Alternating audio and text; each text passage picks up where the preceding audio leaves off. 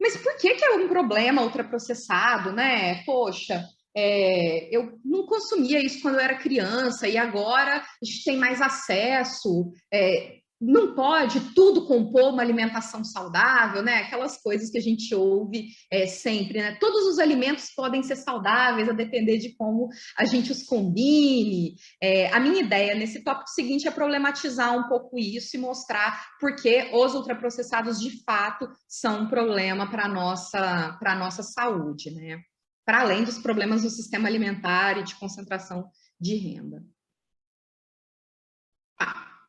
Então, queria começar, né, mostrando um pouco da evolução do número de publicações científicas utilizando o termo ultraprocessado, né? Eu fiz uma busca no PubMed, ultraprocessado com hífen ou sem hífen, porque a gente vê as duas grafias nos artigos, e como que isso avança ao longo do tempo. Eu atualizei esse gráfico no dia 30 do mês passado, então na semana passada, e esse ano 274 artigos até esse dia já tinham utilizado esse termo. Não quer dizer que as pessoas estudaram o ultraprocessado, tá? Eu estou querendo mostrar aqui a incorporação dessa nomenclatura na literatura científica. Inclusive, parte dos estudos que estão aqui, ou podem não ter estudado isso e só citado, parte dos estudos pode estar criticando a classificação nova e os ultraprocessados, mas para ter uma noção de incorporação desse referencial, né, dessa nomenclatura na produção científica. O que a gente vê é que até 2014, né, que é o ano de publicação do guia, tinha ali, estava crescendo o número de publicações e depois disso o aumento é bastante importante. Eu brinco que eu realmente defendo isso, que o guia teve um papel muito importante para isso. É claro que a teoria é muito boa, que depois a gente vai ver os estudos que vão mostrar que essa teoria de fato faz muito sentido, mas acho que a incorporação desse referencial teórico produzido no âmbito da universidade em uma política pública, em um instrumento para orientar a política pública, como é o guia, dá uma outra visibilidade para a classificação, né? Então, eu acho que o guia tem um papel importante aí, não só ele, mas enfim, acho que ele contribui. E aí eu vou trazer alguns elementos, né? Vou pontuar alguns estudos, e eu tentei aqui trazer uma diversidade de delineamentos, então a gente vai começar dos delineamentos ecológicos até chegar no ensaio clínico que tem, para um dos desfechos. Tentei trazer, né, publicações para ilustrar a diversidade de aplicação da classificação nova em diferentes populações, então, para crianças, para adolescentes, para adultos, para populações da América Latina, da Ásia, da Europa, tentei fazer isso, trazer diferentes desfechos que já foram explorados, e a gente não vai fazer essa discussão em profundidade, mas eu quero passar um pouco sobre instrumento de aferição e medidas de consumo. Medidas de consumo eu não vou destacar na apresentação dos artigos, mas eu queria fazer um parêntese sobre isso, porque a gente vai... Eu vou falar isso depois nas medidas nos instrumentos de aferição. Deixo para depois. Então, esses são dois artigos muito importantes que foram publicados em 2015 e que foram concebidos, né? Essas análises foram feitas durante o processo de revisão do guia e orientaram a proposição das recomendações do guia, né? Então, na pesquisa de orçamentos familiares de 2008-2009, pela primeira vez se teve um inquérito alimentar individual. Primeira vez não, porque o INDEF teve, né? Mas lá na década de 70, nos anos mais recentes, essa foi a primeira. Então, tinha-se dados de representatividade nacional de mais de 30 mil brasileiros com 10 ou mais anos de idade, com dados, né, de consumo efetivo de alimentos coletados por meio de 2 registros alimentares. Então, a partir desses dados de consumo e não mais de compra, entendendo que a compra ela é uma proxy de consumo, mas que, bom, as pessoas dentro de casa podem comer diferente, né? Pode ter desperdício, que tem suas limitações. Foi possível estimar o consumo de ultraprocessados efetivamente consumidos pela população brasileira e analisar a relação do consumo desses alimentos com a qualidade da alimentação, que é um pouco que eu vou passar a seguir. Então, aqui,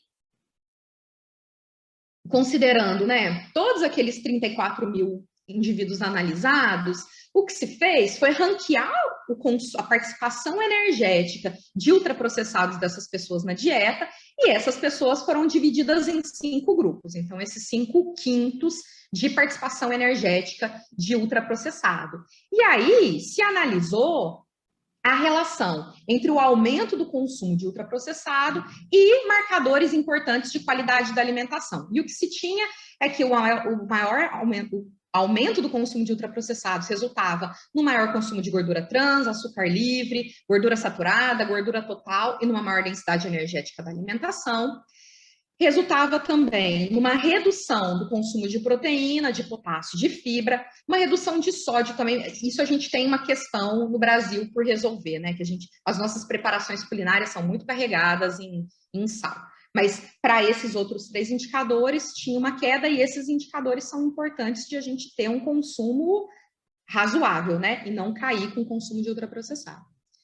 Aqui considerando, né, alguns valores de recomendação que existem para esses marcadores, o que se observa é que aquele primeiro quinto da população, ou seja, aqueles 20% da população com menor consumo de ultraprocessado, eles ou atingiam aquelas recomendações, ficavam dentro daquela faixa de valores recomendados, ou extrapolavam um pouquinho, pensando que seriam intervenções nutricionais possíveis de serem feitas, né? Ali no momento do aconselhamento, enfim, de discutir melhorias de qualidade da alimentação. Então, aqui para vários indicadores, essa população ou chegava nas metas de consumo, ou não atingia ou extrapolava um pouco, sendo possível, sem grandes dificuldades, acertar o consumo dessa parcela da população, mostrando, então, que o ultraprocessado parecia ser um indicador interessante de qualidade da alimentação. Se as pessoas consumiam menos,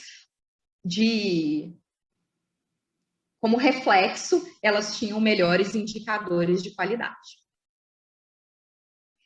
Para micronutrientes, o cenário é o mesmo, né? Então, aqui tem alguns: niacina, piridoxina, vitamina E, vitamina D, vitamina B12. Então, maior consumo de ultraprocessado, menor consumo desses micronutrientes. Para fósforo, cobre, ferro, zinco, selênio, magnésio, mesma coisa.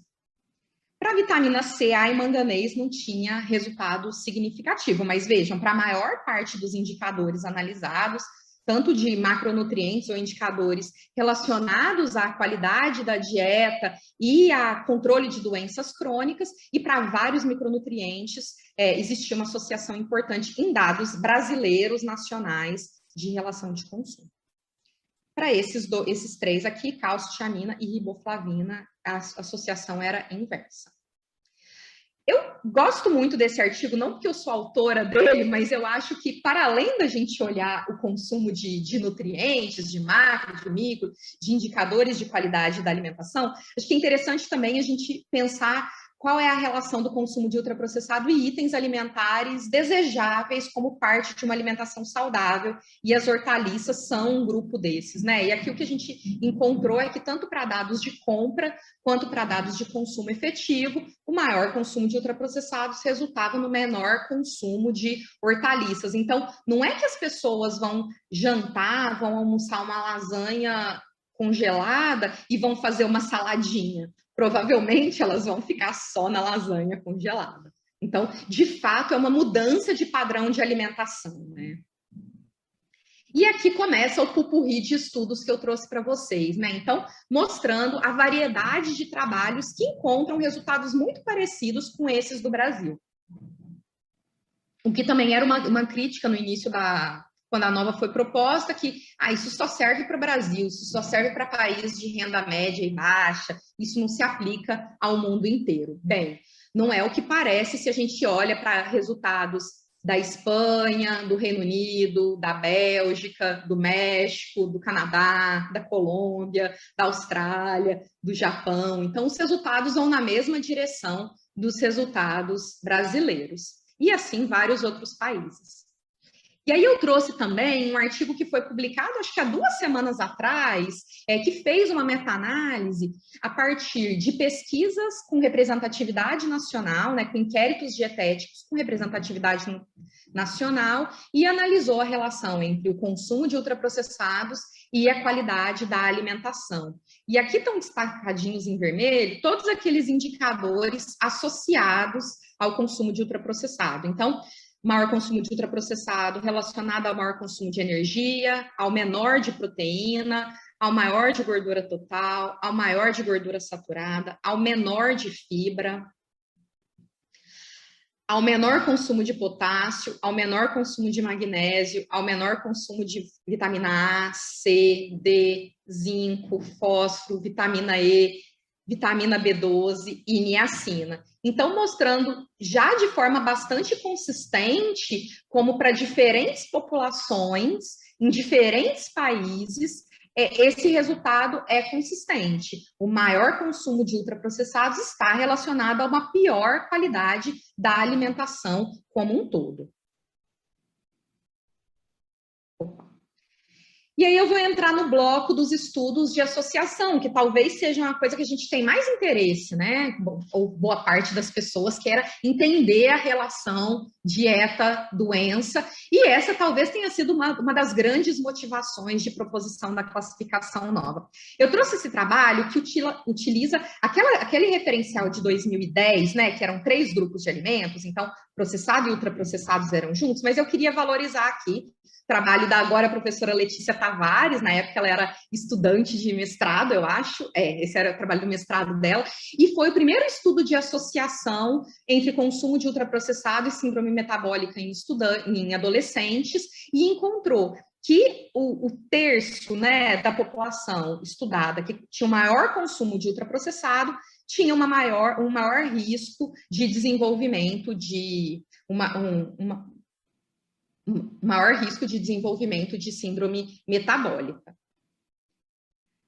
E aí a gente começa com os estudos nacionais, né? Então, aquele estudo foi feito em Niterói, foi super importante quando ele foi publicado, a gente começa com os estudos de abrangência nacional. Então, esse foi o primeiro que avaliou a relação ultraprocessado e obesidade. É um estudo ecológico, a gente trabalhou com dado de compra, com a prevalência de excesso de peso e de obesidade no domicílio, a média de IMC, o score Z de IMC para o domicílio, mas a gente encontrou um resultado bem interessante de que o aumento da participação energética de ultraprocessados nas compras de alimentos das famílias estava relacionado a uma maior prevalência de excesso de peso e de obesidade, né? Então, aqui, se a gente comparar as famílias que tinham uma menor compra de ultraprocessados em relação àquelas que tinham uma maior compra, o aumento da prevalência é de 37%. Então, a prevalência é 37% maior. Mas, bem, Daniela, isso é um estudo ecológico, não dá para confiar nele. Então, vamos para um estudo transversal. Opa, passou demais. Para um estudo transversal com dados de consumo efetivo e não de compra de alimentos. Então, mais uma vez, a POF 2008-2009 tinha dados de consumo, fez a mesma coisa e encontrou aí uma relação entre o maior consumo de ultraprocessado e a maior chance de ter obesidade, né? Aqui, os gráficos lindos, né? Eu acho que a alegria do epidemiologista é ver o efeito dose-resposta e gráficos bonitos, né? Então, aqui também, para 30 mil brasileiros, mais de 30 mil brasileiros, adolescentes, adultos e idosos. Daniela, mas isso é no Brasil, talvez isso não funcione para o mundo. Beleza, vamos para o mundo. Aqui a gente fez um estudo ecológico com dados de 19 países da Europa, que também era dado de compra de alimentos, tá? Mas para esse conjunto de países europeus, com características diferentes, com níveis de consumo de ultraprocessado e com prevalências de obesidade muito diferentes entre si, também encontramos uma relação bastante consistente entre o consumo de ultraprocessados e a obesidade, mais um desenho ecológico aqui com países diferentes. Outros estudos com grandes populações, né, com amostras representativas dos países, foram publicados também explorando essa relação ultraprocessado e obesidade, então, Estados Unidos, Canadá, Reino Unido, mas ainda eram estudos transversais e a gente não pode falar sobre causa e efeito. Bem, Nesse contexto, começam a sair as primeiras coortes, né? Então, aqui eu trouxe, certamente não estão todas as coortes publicadas, mas aqui a gente tem 6, né, estudos de coorte com população da Espanha, do Reino Unido, do Brasil, né, no caso do Elsa Brasil, de crianças norte-americanas, esse trabalho é dramático, né, da França e diferentes coortes europeias, né, esse último trabalho aqui publicado esse ano na Clinical Nutrition, trabalhou com dados do EPIC, que trabalha com diferentes países da Europa. Mas eu queria deixar o convite para vocês lerem o artigo das crianças norte-americanas, que já tinham um consumo muito alto, superior a 60% no primeiro ponto da análise, o consumo cresce, e a relação com o desenvolvimento da obesidade, né, com a incidência da obesidade, é bastante consistente. Então, aqui já com um desenho de estudo mais apropriado para falar sobre associação, também encontrando resultados importantes. Mas ainda não era ensaio clínico, bom, como que a gente fala em causa, né? E aí, em 2019, foi publicado um ensaio clínico feito por um grupo de pesquisadores dos Estados Unidos, com muito rigor, né, no planejamento e na execução desse estudo, e ele tinha como objetivo, então, avaliar o papel causal dos alimentos ultraprocessados no consumo de energia e na mudança de peso. Então, eram 2 grupos de pacientes, né, de indivíduos envolvidos no ensaio clínico, que ficaram 2 semanas submetidos a uma dieta ultraprocessada, com mais de 80% de energia de ultraprocessado, e 2 semanas uma dieta não ultraprocessada, e depois eles invertiam, então os indivíduos eram comparados, os grupos eram comparados, os indivíduos eram comparados com eles mesmos, e as dietas oferecidas, elas eram equivalentes para os 2 grupos em relação a energia, carboidrato, gordura, proteína, açúcar, sódio e fibra. E as pessoas comiam o quanto elas queriam. E aí, o que se encontra é que no período de 2 semanas em que as pessoas estavam submetidas à dieta ultraprocessada, elas tinham maior consumo de energia, decorrente do maior consumo de carboidratos e proteína e gordura, o que faz sentido, dado que esses alimentos, os ultraprocessados, têm maior aporte desses nutrientes, e aí uma diferença significativa, então, em quantidade de energia consumida no período. As pessoas optaram por comer mais ou menos, optaram não, né? Os sistemas neuronais delas fizeram com que elas consumissem mais ou menos, mas era livre. E as dietas eram equilibradas. E em relação ao peso, no período submetido à dieta ultraprocessada, as pessoas ganharam 0,9 quilos, então quase 1 quilo, e perderam quase 1 quilo no período de 2 semanas submetidos à dieta não ultraprocessada. Então, de fato, mostrando com diferentes desenhos de estudo o quão robusto é esse resultado e o quão correto é dizer que os ultraprocessados causam obesidade. O maior consumo desses alimentos está relacionado ao desenvolvimento da obesidade.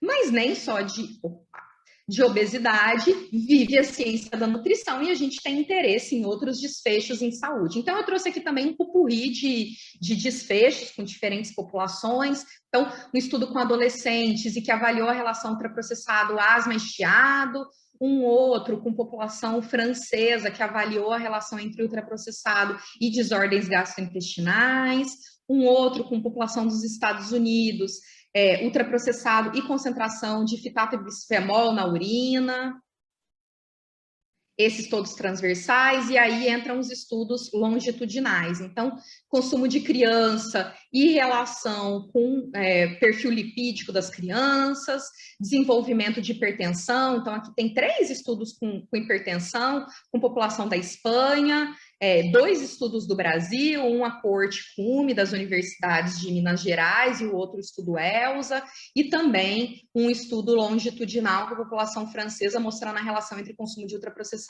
e doença cardiovascular, né? Então, tanto a doença cardiovascular em si, quanto a hipertensão e perfil lipídico que estão relacionados a ela, também relacionados ao consumo de ultraprocessado. Outros desfechos, fragilidade em idosos, 2 estudos sobre depressão, um de depressão e outros de sintomas de depressão, que também são desfechos que agora começam a ser explorados, né? Os primeiros artigos sobre isso saíram em 2019, algo bem interessante de entender os mecanismos, né, que relacionam.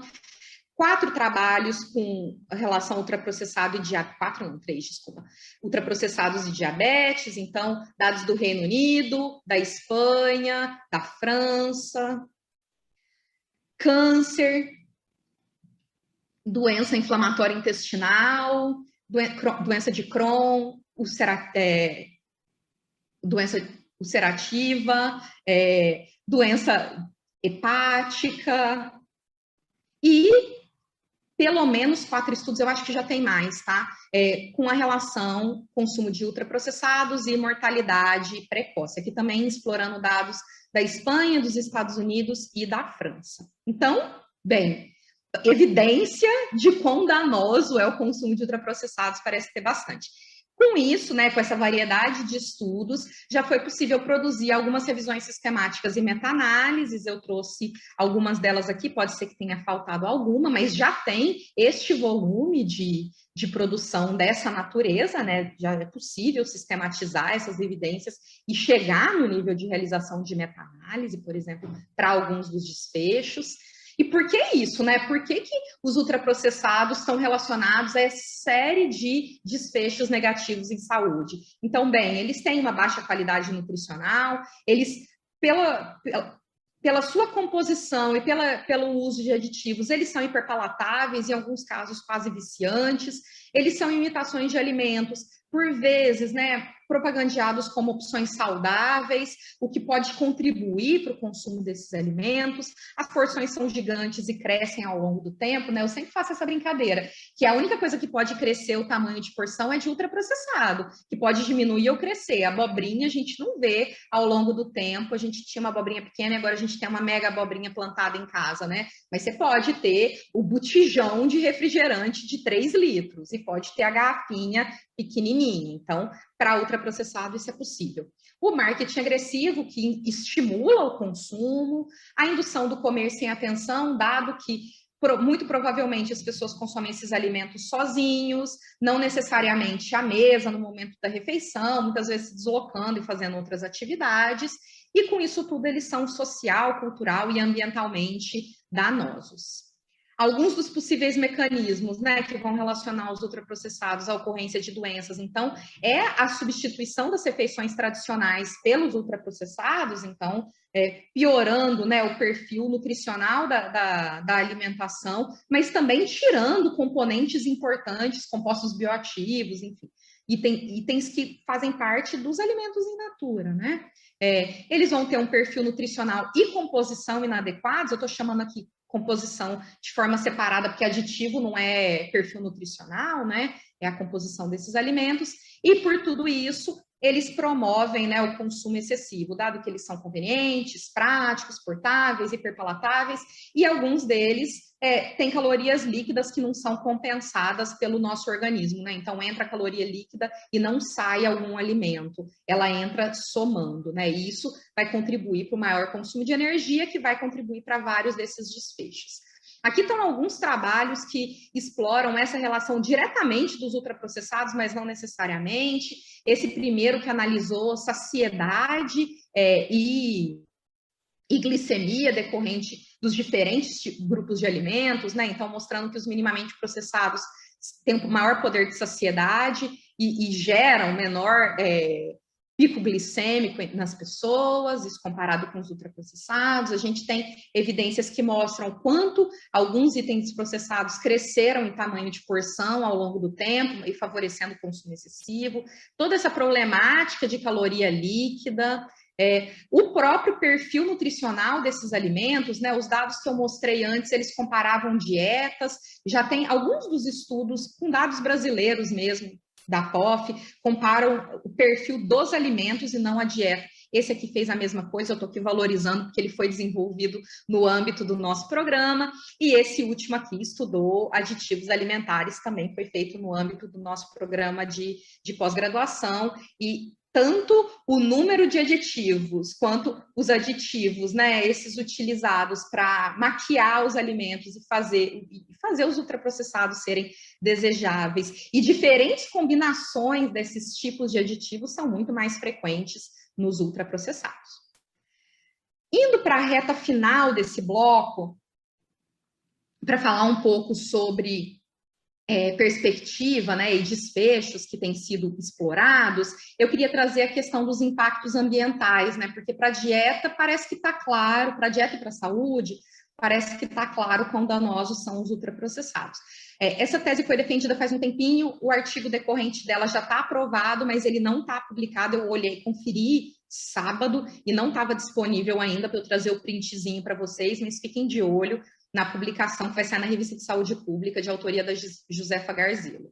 Então, ela estudou a pegada de carbono e a pegada hídrica nos dados, né, de consumo alimentar efetivo da população brasileira, e o que ela encontrou é que, no caso da pegada de carbono, os alimentos naturalmente processados têm uma maior contribuição por conta da carne, por exemplo, mas quando a gente olha, né, a contribuição dos ultraprocessados na dieta, a gente vê que aqueles 20% da população com menor consumo de ultraprocessados tem uma dieta com um menor impacto ambiental em termos de pegada de carbono. Para a pegada hídrica é a mesma coisa, aqueles 20% que tem um melhor perfil nutricional de alimentação, uma menor chance de desenvolvimento de doenças, também contribuem menos para a pegada hídrica, né? E aí para toda a discussão de sustentabilidade que é tão importante de ser feita nesse contexto que a gente vive, de produção de alimentos, de mudanças climáticas, enfim, acho que está na ordem do dia explorações nesse sentido. Existem outros trabalhos para sair, alguns que já estão aprovados, alguns que estão em andamento, avaliando a evolução da pegada ecológica, da pegada hídrica, da pegada de carbono, a partir, né, de dados das pesquisas de orçamentos familiares. Então, fiquem de olho em relação a isso. A professora Renata Levi parte do grupo dela tem se dedicado bastante a essa temática, então tem coisas a virem por aí. E o cenário basicamente é esse. A parcela da população com menor consumo de ultraprocessados também contribui menos para as mudanças climáticas, enfim, para toda essa questão da insustentabilidade do nosso sistema alimentar. Ainda que a gente precise também pensar fortemente no que é o consumo de carne. Na parte final de evidência, eu queria falar um pouco sobre instrumentos de aferição. E isso tem tanto a ver com instrumentos de aferição quanto as variáveis que a gente utiliza para analisar ultraprocessado. Aqui eu trouxe esse primeiro trabalho, foi uma tentativa de categorizar os alimentos ultraprocessados em coortes já existentes, que já tiveram seus dados coletados ao longo do tempo, então a coorte das enfermeiras, dos profissionais de saúde, então apresentando como que foi feito, né, esse processo, e boa parte dos dados, esses publicados que eu mostrei para vocês, eles foram feitos com dados que tinham sido coletados ou anteriormente à proposição da classificação nova, ou com ferramentas, né, instrumentos que não foram desenvolvidos para aplicar a classificação nova. Então, você pode ter ali alguma dificuldade de precisão. Vocês vão ver na literatura que tem estudo que trabalha com quartos, quintos, de porções, de energia, de quantidade em gramas. E se falam, gente, mas não tem padronização disso. Mas depende do instrumento que foi utilizado. Então, dado o instrumento que as pessoas tinham ou os dados disponíveis, elas aplicaram a melhor forma de explorar aqueles dados de ultraprocessados, né? E mais recentemente começam a ser publicadas ferramentas específicas, ou questionário recordatório de 24 horas, com adição de algumas perguntas para poder detalhar melhor o consumo de ultraprocessados, ou o QFA adaptado já para classificação nova, essa ferramenta de coleta de dados, né, para o consumo no dia anterior, já considerando o consumo de ultraprocessados, então começam a sair instrumentos mais adequados para isso. Mas mesmo com os instrumentos não exatamente adequados, precisando fazer alguma adaptação para identificar os ultraprocessados, os resultados são muito consistentes, como vocês puderam ver, né?